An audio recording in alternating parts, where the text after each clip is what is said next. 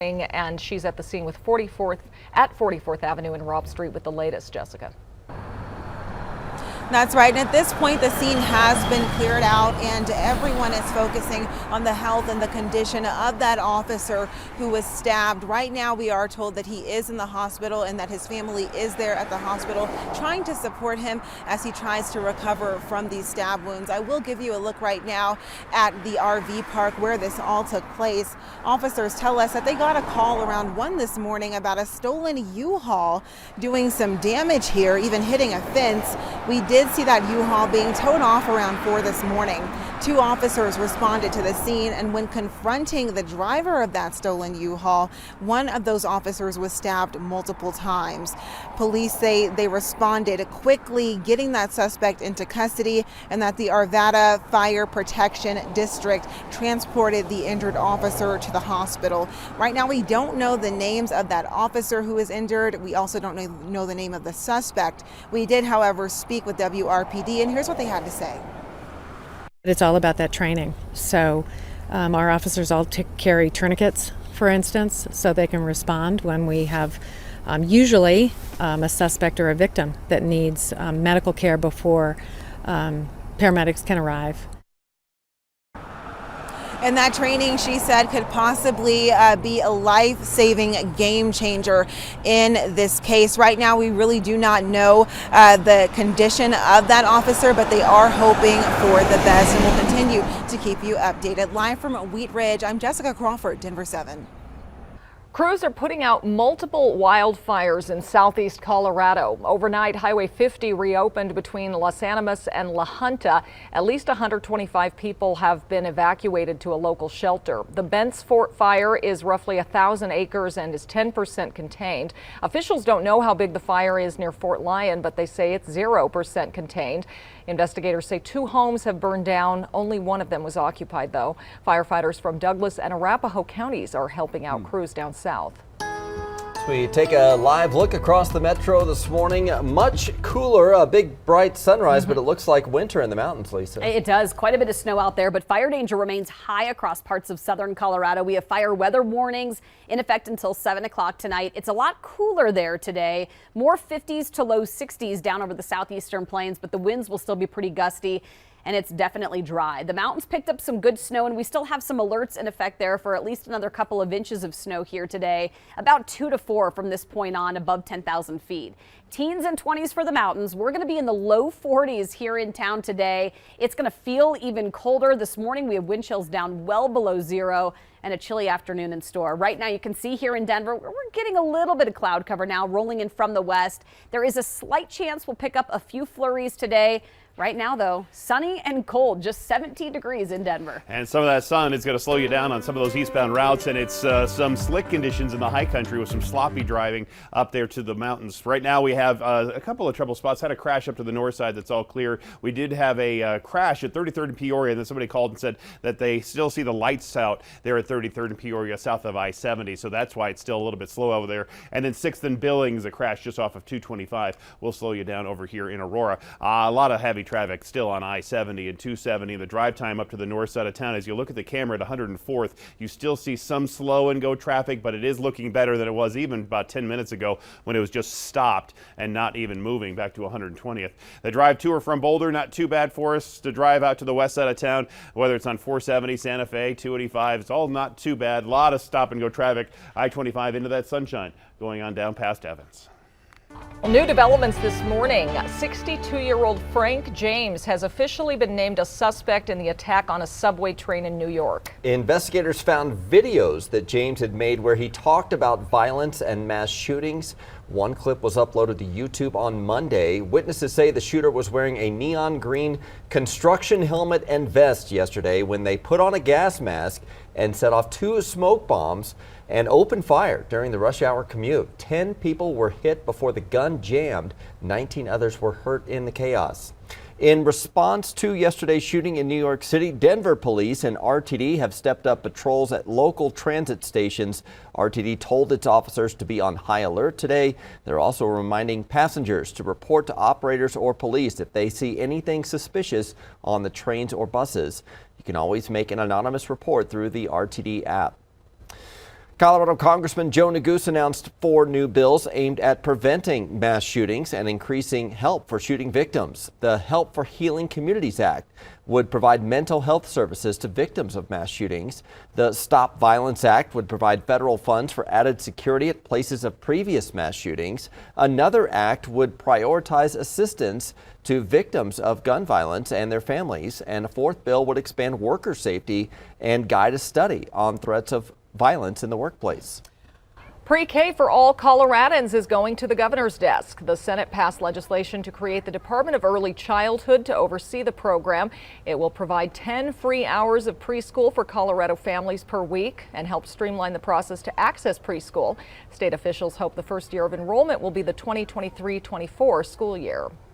Today, the Colorado Board of Education continues a series of meetings. Among the items on the agenda, new standards for social studies.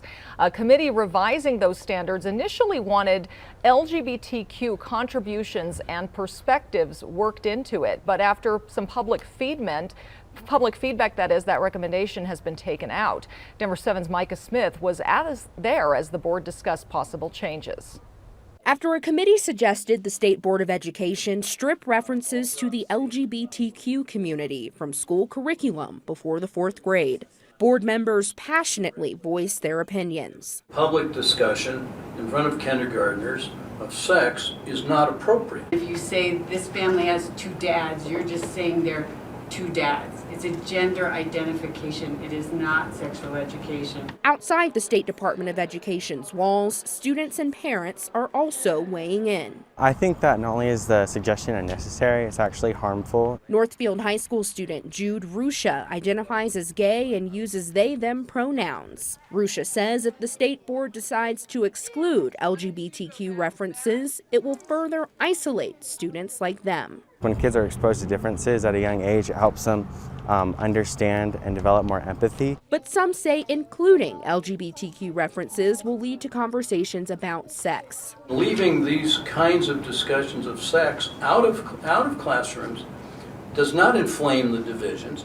It makes the discussion of those issues more relevant and more appropriate at a later age. While some parents disagree with board member Steve Durham, there are many who do agree. Like mother of 3 Brittany Kay, who says, quote, gender identity and sexual preference are absolutely not something that should be a part of the curriculum for a 6-year-old. But Nadine Bridges, the executive director of One Colorado, an LGBTQ advocacy organization, says this has nothing to do with sex. Just like any discussion, we want to make sure that we are holistically representing everyone who has contributed to the United States. Reporting in Denver, Micah Smith, Denver 7.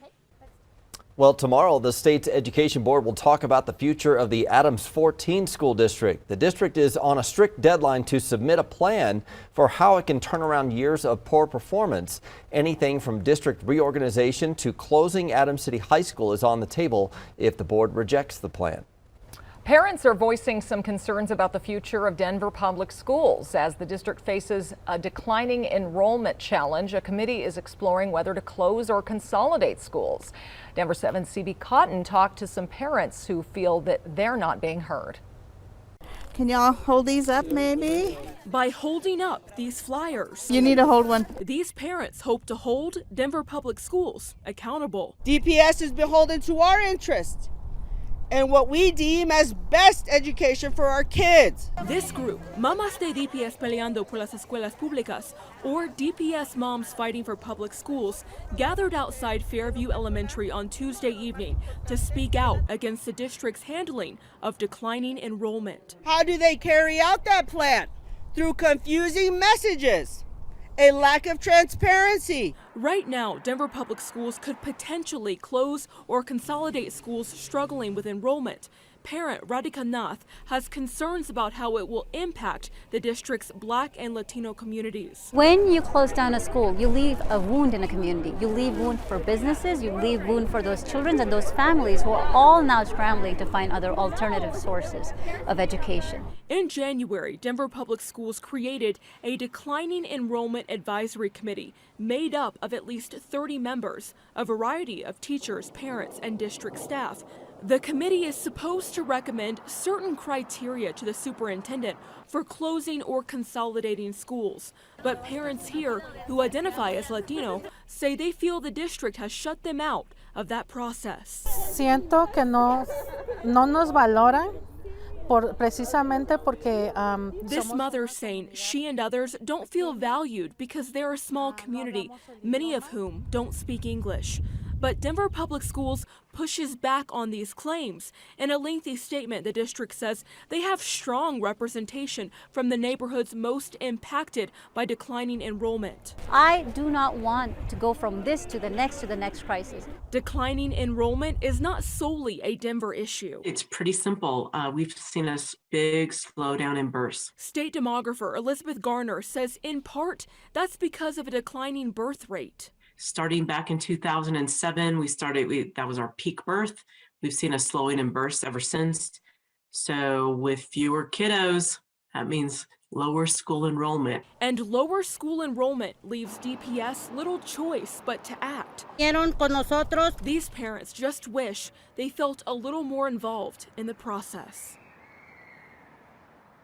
Those parents who gathered Tuesday also told Denver 7 they feel committee meetings have been secretive. Denver Public Schools told CB Cotton they consider the meetings work sessions and close them to the public to allow for open discussion among members.